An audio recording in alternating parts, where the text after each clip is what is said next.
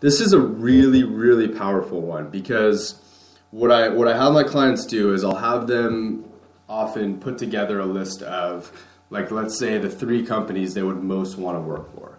And obviously I help them get clear about why, and over time it's like, well, what kind of value could they offer to the company? But what really starts to happen is, again, just blocking out a short amount of time every week, looking at articles the companies are posting, looking at any launches they have that are coming in the future, looking at who works for the company, just really just getting this feel over a period of time of what the company's about, what they need, how they could, and how this person could be of unique contribution to them. And then on top of that, a lot of times it's like, we'll start looking at the person who has the position that you want, and what kind of personality do they have? What kind of work experience do they have? What do they like? So really start to get a feel into the culture of the company, how you could offer value. And then you'll often find it'll make you feel more confident, or less, just depending on which, of how you could really fit in. But at least it gives you a better idea, because if you've spent a few months really looking into this company and understanding the depths of what they do, who they are, what makes them tick, what they're passionate about, and if it really aligns with what you do, what you're passionate about, trust me, you're gonna come out when you do connect with them in such a powerful way that other people don't, because nobody does this kind of stuff over the long term, I promise you. The 4th one is volunteering. This is such an underlooked but such a powerful thing. I've worked with people, and I know people that have gotten jobs just from the volunteer aspect. Again, I enjoy volunteering. It's again, matching with your strengths, right? What kind of volunteering do you like to do? What helps you? Like if you're an accountant, maybe volunteering simply means doing accounting for your local chamber of commerce. Maybe it means, offering to do the accounting for like organizations within your community where you can help them. Another thing that I love, helping clients do is, like, I think back at this lady, she was in media out in Florida, and she really wanted to relocate to Orlando, and she had these 2 companies specifically that she wanted to work for.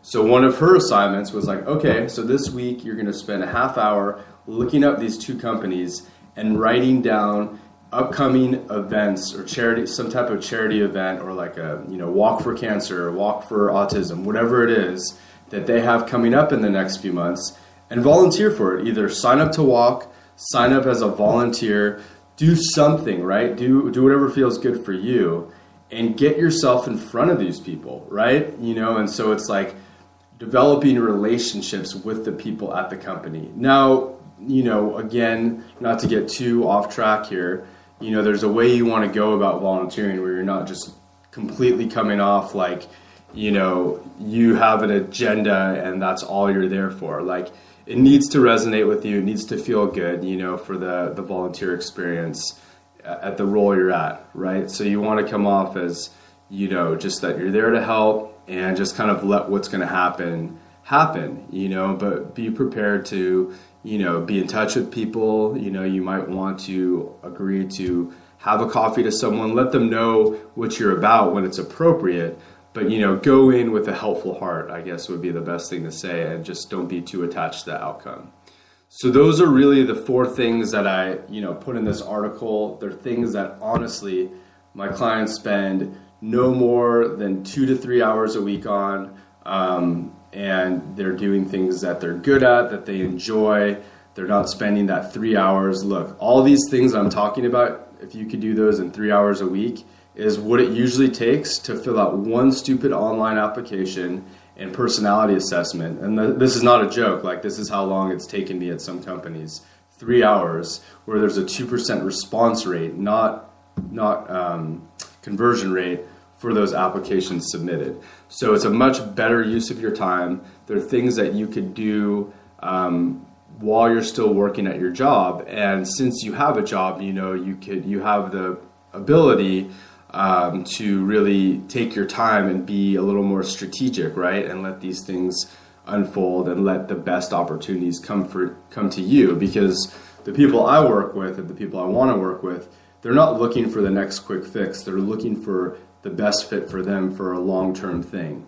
So because of that, as with most good things in life, they take a little bit longer, right? So you really want to, hone in and be intentional and be strategic and be consistent. That's the biggest thing if you're working full time, is it's really hard for people to stay consistent.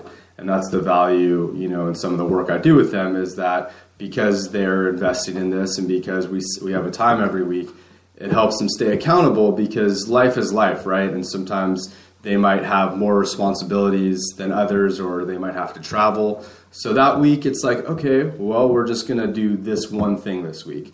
They could commit to this one thing, right? So it helps them just stay consistent over the longer period of time.